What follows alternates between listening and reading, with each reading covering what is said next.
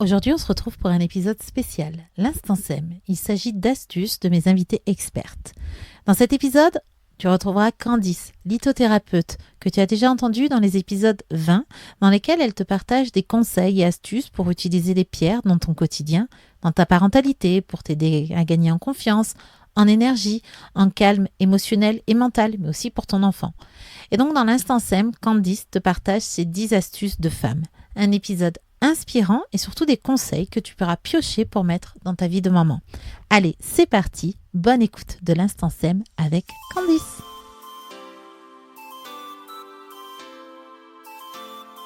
Bienvenue dans Maman SEM, le podcast qui cultive le bonheur familial. Je suis Laetitia Hervy, semeuse de bonheur familial et une maman comme toi. Ici, nous allons aborder des moyens de s'épanouir dans notre rôle de mère et de femme, tout en éduquant nos enfants sans s'épuiser ni s'énerver.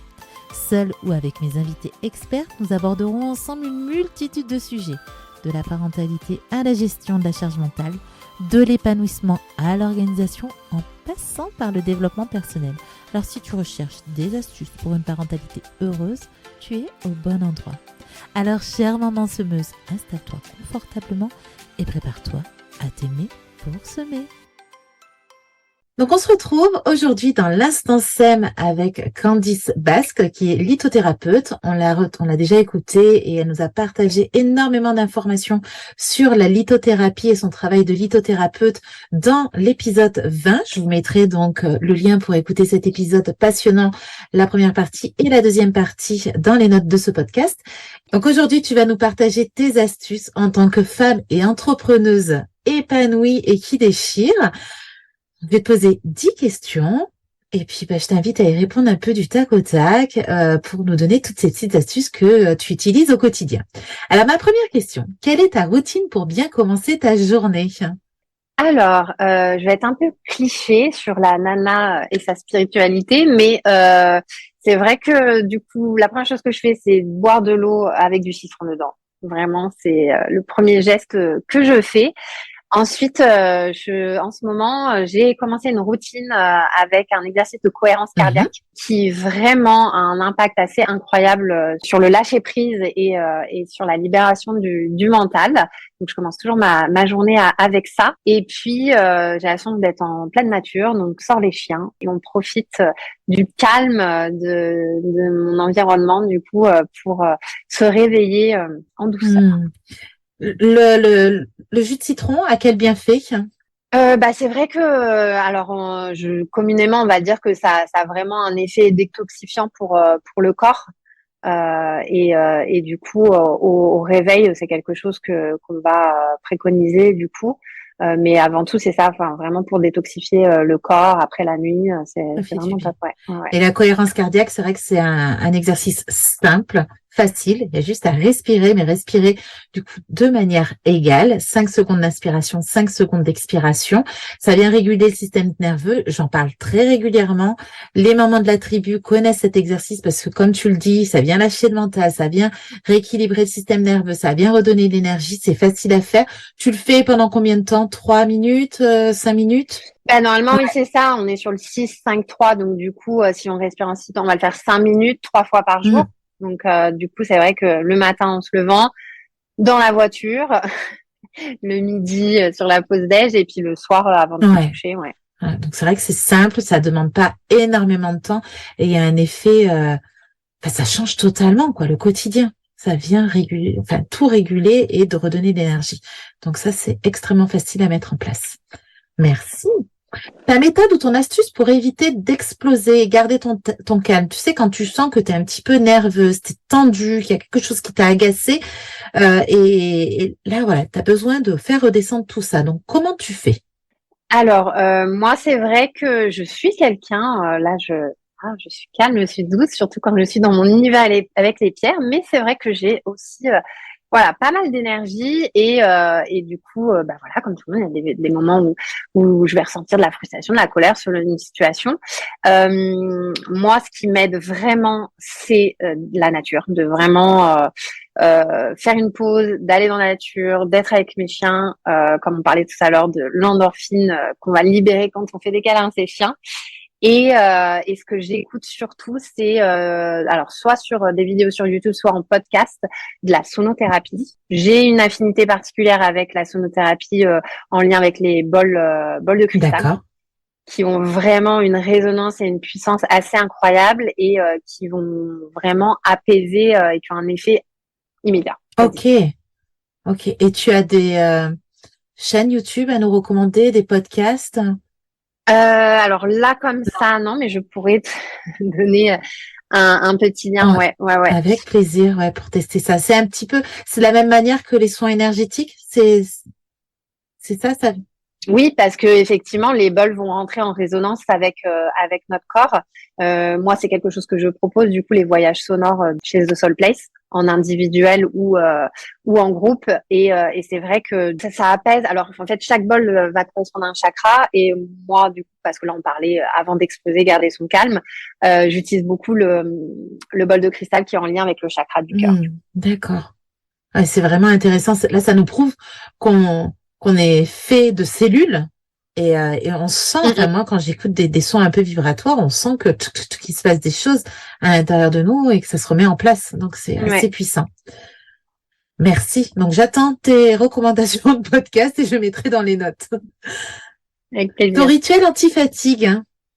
Alors, mon rituel anti-fatigue, ça va vraiment être de me reconnecter à moi, parce que effectivement, et surtout de m'écouter, parce que finalement, si on arrive à anticiper justement les gros coups de Mm. fatigue, c'est quand on s'écoute avant justement que ça soit du coup trop tard et qu'on soit vraiment très fatigué. Donc c'est vrai que cette année, je me suis rendu compte que voilà, j'avais besoin de m'écouter, d'écouter mon corps. Je travaille à mon compte, donc finalement, on a toujours cette sensation d'être sur du 7 sur 7 Ouais. et du coup de pas se mettre de limites dans nos journées. Et même si je suis passionnée par ce que je fais, je me suis mis beaucoup plus de limites dans mon emploi du temps pour me garder des moments pour moi et justement d'être trop sur la fatigue. Après, c'est vrai que ça va passer aussi par l'alimentation et du coup, voilà, les petits boosts de vitamines aussi, hein, ça c'est évident. Mais en tout cas, c'est ma nouvelle résolution de vraiment m'écouter, écouter mon corps avant de tomber malade, parce que justement, notre corps nous parle et nous dit, bah là, stop, on doit se reposer. Donc, c'est vraiment de m'écouter, en tout cas. Donc là, c'est poser tes limites dans tout ça. Mm, Donc, mm. si à un moment t'es fatigué, tu vas peut-être pas prendre un rendez-vous, des choses comme ça, c'est ça? Oui, et je pense que c'est aussi vraiment par respect pour les personnes que je reçois, parce que je donne énormément en Mm. accompagnement. C'est beaucoup d'énergie du coup qu'on donne. Par respect pour la personne que j'accompagne, j'ai envie d'être la meilleure version de moi-même à ce Ouais. moment-là. Et voilà. Et c'est vrai que si je suis trop fatiguée et que j'ai une surcharge mentale, je préfère toujours recaler un rendez-vous et donner le Mm. meilleur de moi-même. Ouais. C'est très, très important. Effectivement. Et c'est bien de le rappeler parce que des fois, on veut justement faire plaisir à tout le monde et la femme et la mère est beaucoup dans le don de soi et le don aux autres et elle a tendance à pas s'écouter, à donner, donner, donner. Il y a des moments où il faut oser se respecter, oser poser ses limites et après on va pouvoir donner et donner mieux. Donc c'est important. C'est pas parce Ouais. qu'on a dit non à un moment qu'on dira non toujours. C'est juste repousser un moment où on en est capable énergétiquement, émotionnellement et physiquement parlant. Donc c'est bien de le rappeler. Merci beaucoup, Candice. Quel livre lis-tu actuellement? Alors, si tu lis pas, on change et on met quel podcast aimes-tu? Quelle série? Voilà. J'ai commencé hier un livre, donc Ouais. tu vois, je peux.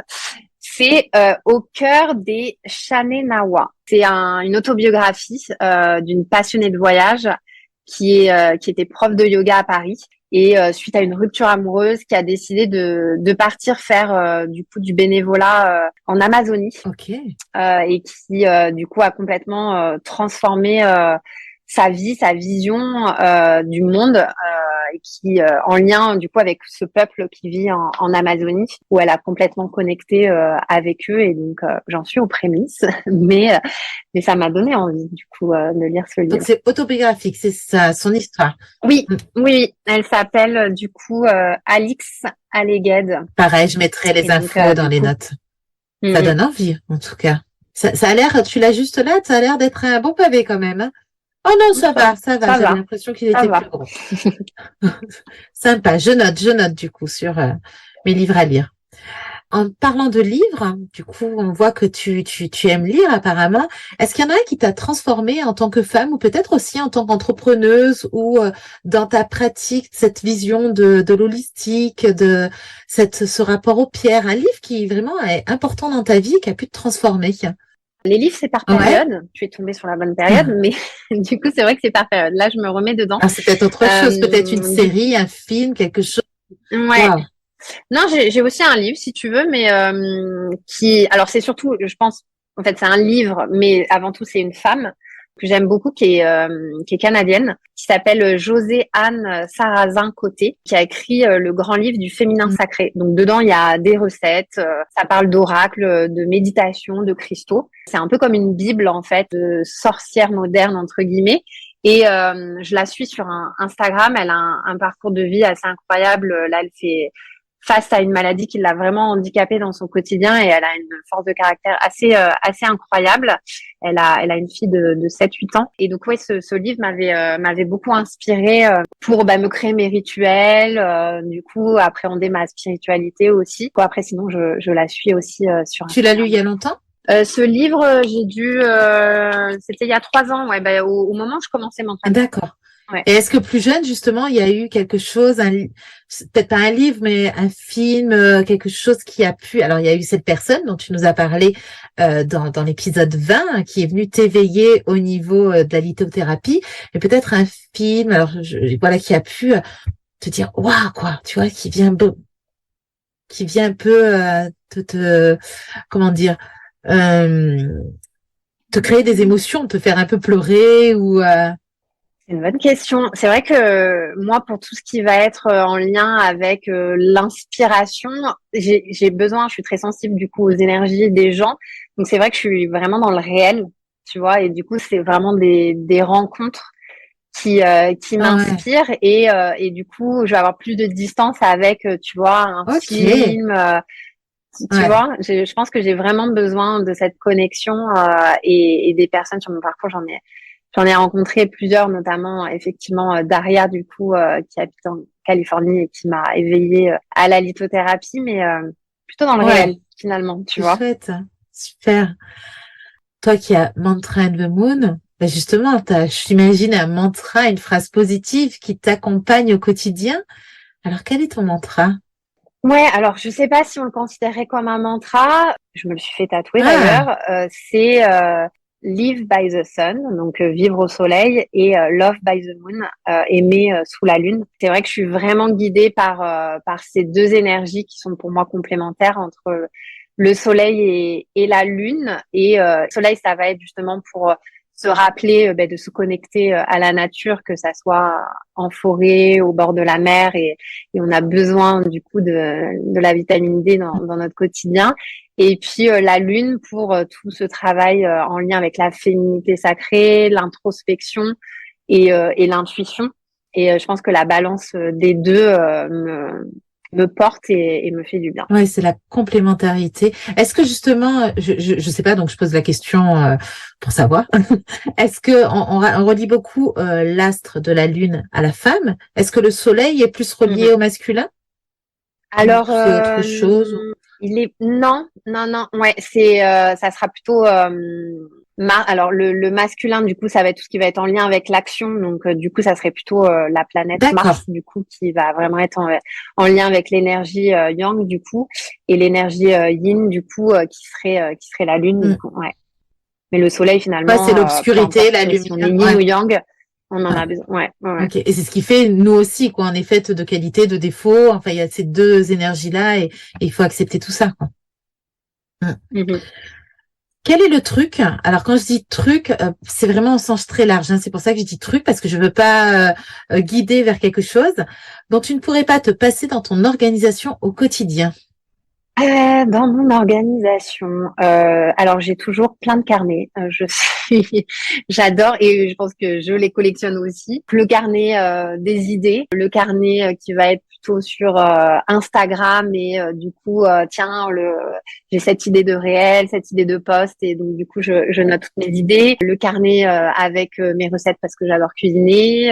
Le carnet voyage aussi, ça, il est Mm. important. Et donc, je suis quelqu'un qui note. Je note beaucoup. Et en plus, comme tu as des carnets pour chaque thématique différente, tu peux retrouver très facilement. C'est ça. Et en parlant de recettes, j'imagine que tu as une recette fétiche pour les repas de la flemme. Les repas de la flemme, tu sais, c'est quand tu rentres, t'es fatigué, t'as pas envie, mais il faut faire à manger, il faut manger. Oui, et j'aime manger. Donc, de toute façon, même si je suis fatiguée. Alors, repas de la flemme. Donc là, on n'est pas sur une recette incroyable, rien de glamour. Mais c'est un peu ma Madeleine de Proust parce que j'ai vécu au Canada quand j'avais 15 ans. Je sais pas comment on appellerait ça, mais c'est juste du pain de mie avec des tranches de cheddar et qu'on met à la poêle. On fait bien dorer avec un tout petit peu de beurre. Ça, j'adore. Voilà, c'est très simple. Ça fait ce qu'il faut pour le soir quand on n'a pas trop Ça le fait temps. le taf. Ouais, c'est un peu comme les croque-monsieur, quoi. C'est ça, c'est la version croque-monsieur Sans jambon. du Canada, ouais, avec le cheddar. Oui, je ne mange pas de viande, donc du coup, c'était mon bon Ouais. compromis. Bon, en plus, c'est rapide à faire. Quelle est ton astuce pour prendre soin de ton couple? Alors que tu es déjà bien prise avec la boutique, avec tes guidances. Donc, comment tu fais là pour prendre soin de ton couple? Pour moi, ce qui est vraiment important, au-delà de la communication, c'est vraiment le partage, c'est-à-dire qu'on a deux univers complètement différents, mais on arrive toujours à se retrouver du coup sur des moments de partage. Là encore, il y a quelques jours, ben, du coup, j'ai fait un bain sonore à mon mari. Je lui ai fait découvrir mon univers. Parfois, on se tire les cartes. Enfin, on essaye toujours d'avoir nos petits rituels spirituels ensemble. Mais pour moi, c'est vraiment de partager des moments dans l'univers de l'un et de Hmm. l'autre. Et ce compromis d'aller du coup et d'avoir la curiosité de faire des choses que un aime et après que l'autre fasse aussi des choses qu'on aime nous. Il est quand même assez connecté pour où il découvre avec toi tout ça, ou c'est un univers qu'il connaissait pas et Il ne connaissait pas du tout et c'est quelqu'un de très curieux et très ouvert d'esprit. Donc aujourd'hui, je pense l'entendre beaucoup plus souvent être sur les petits podcasts d'astrologie que d'accord. moi. Mais non, c'est vraiment moi qui l'ai initié à tout ça et comme il a à la base cette curiosité de s'intéresser à plein de choses qu'il ne connaît pas, du coup, il y a pris goût aussi finalement. Et là, c'est Pierre, toujours Hmm. avec lui.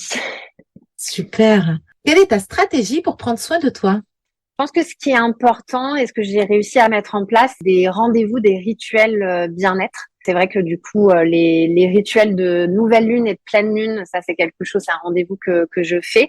Donc effectivement, comme maintenant je reçois chez The Soul Place, je le partage et on le fait entre femmes. Et donc je le fais moins toute seule qu'avant. Et donc c'est génial d'être dans le partage pour ces rituels. Et après, ce qui est important aussi pour moi, c'est d'avoir mon rendez-vous avec mon énergéticien. Ouais. Justement, quand on parlait, bah, voilà, quand notre taux vibratoire est un peu plus bas, quand on est fatigué. Donc, ça me redonne toujours un petit coup de boost d'avoir mes rendez-vous énergéticiens ou soins Reiki aussi. Et puis, un rendez-vous plutôt, on va dire, beauté, bien-être. Et donc, j'ai mon petit institut fétiche, une amie qui m'est très chère, qui à chaque fois me fait juste un rehaussement de cils qui me donne des yeux de biche. Et comme je me maquille pas, je trouve ça incroyable. Ah, mais ne serait-ce que des fois se poser là sur la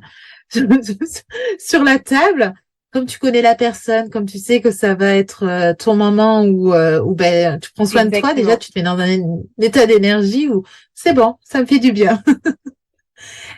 C'est Et à ça. quelle fréquence tu vas voir ton énergéticien? Je vais le voir toutes les 3 Ouais, semaines. ouais, parce que du coup, on sait très Donc bien que les thérapeutes ont besoin de quelqu'un au-dessus pour pouvoir.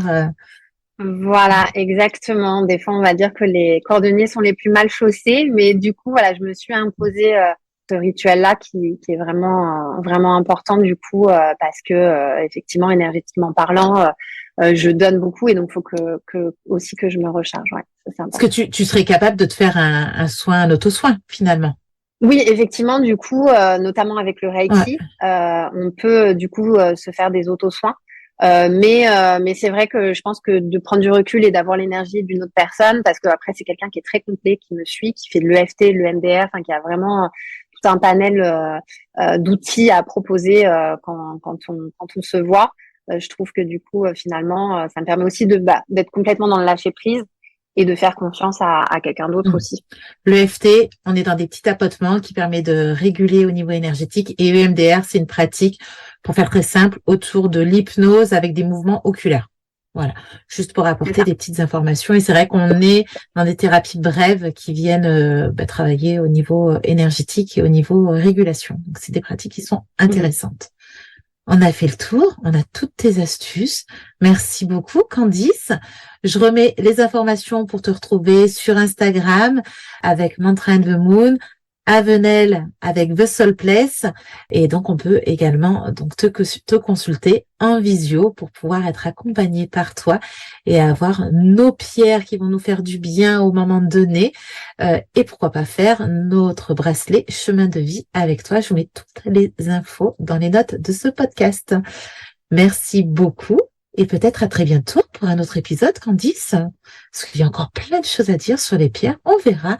N'hésitez pas à me mettre sur Instagram, justement, si vous avez des envies d'aller plus loin, justement, sur les pierres avec Candice, d'en savoir un petit peu plus, peut-être des questions en plus à poser sur les instants SEM. C'est toujours intéressant pour aller plus loin avec mes invités. Un grand merci et à bientôt. Merci à toi, Laetitia. À bientôt. Merci beaucoup d'avoir écouté cet épisode jusqu'à la fin. Tu retrouveras toutes les notes de cet épisode sur mon blog. Je te mets le lien dans le descriptif. Un grand merci également de soutenir Maman Sème en t'abonnant sur ta plateforme d'écoute et en mettant une note et un commentaire. Cela m'aide énormément. Et puis tu peux aussi partager Maman Sème à toutes les mamans qui auraient besoin d'entendre ces paroles douces et bienveillantes autour de toi. Et si tu as l'impression que ton quotidien ressemble à un château de cartes prêt à s'effondrer, je t'invite à rejoindre la tribu Maman Sème. C'est un petit cocon de transformation pour retrouver l'équilibre familial. Je te mets tous les liens dans les notes de ce podcast. Allez, je te dis à bientôt pour un nouvel épisode. Ciao, ciao!